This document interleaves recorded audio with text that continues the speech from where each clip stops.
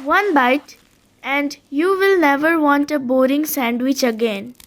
Crispy chicken, melty cheese, and fresh veggies packed between golden toasted bread.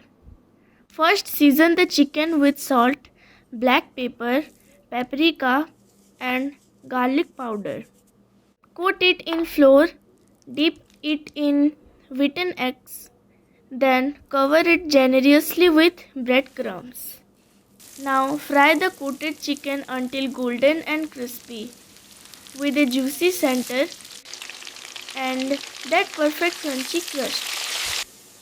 For the sauce, mix mayonnaise and ketchup until smooth and creamy. Spread the sauce over sandwich bread, then add fresh lettuce and tomato slices.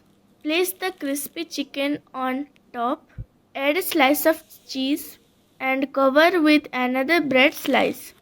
Now butter the sandwich and toast it until golden and crispy, while the cheese melts beautifully inside for that perfect crunchy finish.